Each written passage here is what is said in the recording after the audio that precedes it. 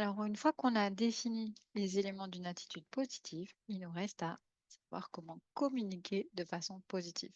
Alors, bien sûr, il y a énormément de façons.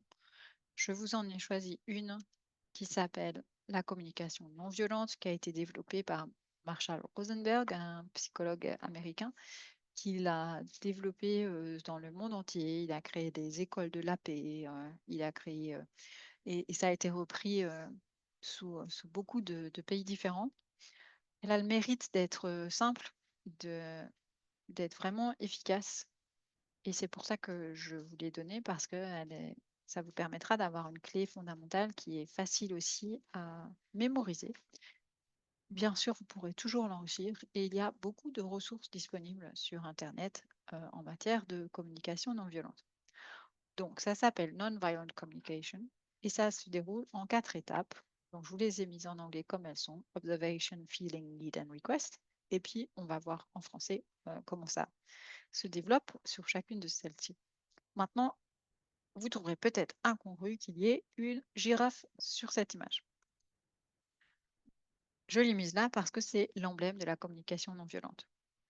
Et quand je demande pourquoi à participants, bien souvent, j'ai parce qu'elle a un long cou et ça lui permet de prendre de la hauteur, ce qui est tout à fait pertinent quand on veut gérer des conflits. Parce qu'elle a une tête qui tourne très largement et que ça lui permet d'avoir une vision périphérique et de ainsi embrasser différentes perspectives, ce qui est tout à fait pertinent pour la gestion des conflits. Sauf que c'est pas la raison.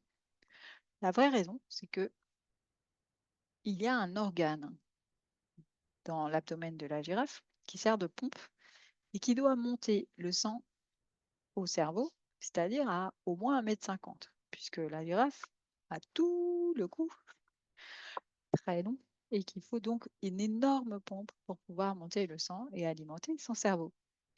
Ce qui veut dire que cette pompe, dont vous avez deviné que c'est le cœur, est absolument massive. Elle pèse le poids d'un enfant de 4 ans. Ce qui veut dire que ça fait de la girafe la créature terrestre qui a le plus grand cœur. Vous vous rappelez quand on a parlé de l'attitude positive et de la posture de l'écoute, je vous ai montré que dans le caractère chinois, il y avait le cœur qui était présent dans l'écoute. Eh bien, on retrouve cette même idée ici dans la communication non violente. Finalement, c'est parler avec le cœur, oser ouvrir son cœur, oser accueillir, oser euh, se connecter à quelque chose de plus grand que nous pour redonner la dignité à la personne à qui on s'adresse. Finalement, se laisser traverser par l'Esprit Saint et unir notre partie divine à la partie divine de l'autre, puisque nous sommes tous les temples de Dieu. Alors, qu'est-ce que ça donne en français?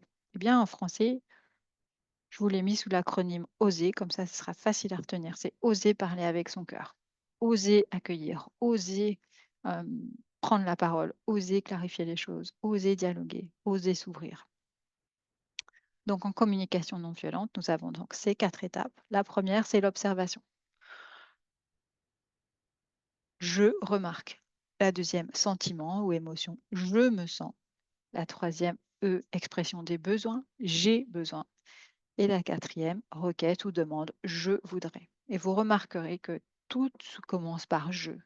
Pourquoi? Parce que quand on est dans le tu, on est très vite dans l'agression, l'accusation. Tu as fait ceci et cela et que je n'ai pas apprécié. Tu me fais sentir ceci, cela. Tu n'as pas pris en compte mon besoin et je voudrais que tu fasses ceci ou cela. Là, vous sentez rien qu'à l'écoute que c'est déjà se mettre en position dominante, ne pas se remettre en cause, ne pas accueillir l'autre et finalement se fermer, voire agresser l'autre.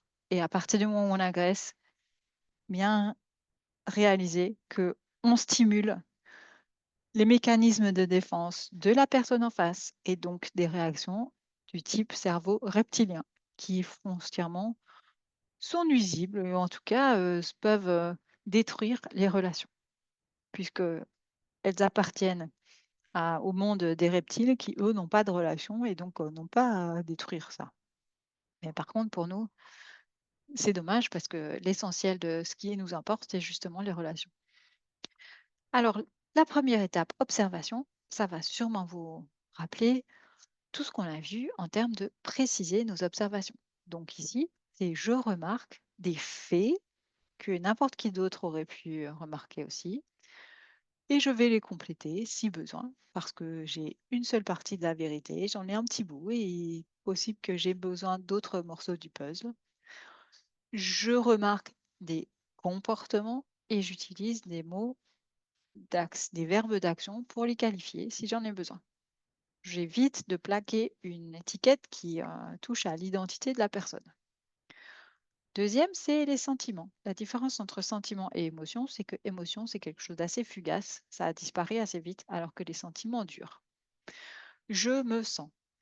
Et là, je vous invite à revenir sur un document que je vous avais demandé de télécharger, qui est la liste des sentiments et besoins, qui d'ailleurs vient de la communication non violente. Et vous verrez que dans les sentiments, il y a deux rubriques. Il y en a une avec des sentiments qui sont qui m'appartiennent et qui sont qui précisent ma pensée. Et il y en a qui, en fait, sont des reproches déguisés. Par exemple, je me sens déçue, je me sens humiliée, je me sens insultée. Eh bien, ces trois adjectifs, certes, montrent une douleur et une souffrance qui est la mienne, mais surtout, ils sont des reproches parce que on ne s'humilie pas soi-même, on ne se déçoit rarement soi-même. Et donc, on est en train, en parlant de soi, d'accuser l'autre.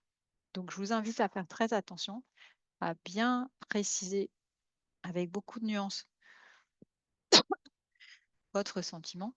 Et donc, vraiment, vous inspirer de cette liste qui sont très bien faites, de télécharger aussi ces listes dans les différentes langues que vous parlez, parce qu'on s'est aperçu qu'on a très peu d'expression de ces sentiments, on le fait assez rarement, donc du coup, on a un vocabulaire très pauvre, mais pour autant, on a une compréhension passive de beaucoup plus. Donc, si vous, vous êtes précis dans l'expression de vos sentiments, vous pourrez être tout à fait compris. Et plus on est précis, plus c'est facile de trouver des solutions. L'expression des besoins, vous avez cette même liste qui est à la fois les sentiments et les besoins. Et donc, c'est être précis sur ces besoins, sachant que ces besoins-là sont vraiment des connecteurs universels et que là aussi, vous allez probablement renforcer ce sentiment de pouvoir être compris par l'autre. Donc, vous remarquerez que l'observation, c'est avoir des faits que l'autre peut comprendre et partager. Les sentiments, à nouveau, c'est pouvoir être compris par l'autre parce que les sentiments et les émotions sont universelles. Les besoins sont aussi universels et ça permet aussi d'être compris. Et donc, une fois qu'on a été bien compris, on peut demander quelque chose de précis. Je voudrais avoir une discussion à ce sujet. Je voudrais mieux comprendre et donc qu'on dialogue ou qu'on revoie ceci ou cela. En tout cas, que ce soit quelque chose de concret et qui ouvre une porte pour pouvoir échanger et trouver des solutions. On se focalise sur l'avenir et voir qu'est-ce qu'on pourrait envisager qui puisse être une porte pour pouvoir construire des façons de vivre qui nous conviennent à tous, en honorant les besoins et les sentiments des uns et des autres. C'est un beau parcours, c'est une belle aspiration et ça conduit à la paix. Donc, je vous invite à l'utiliser au maximum.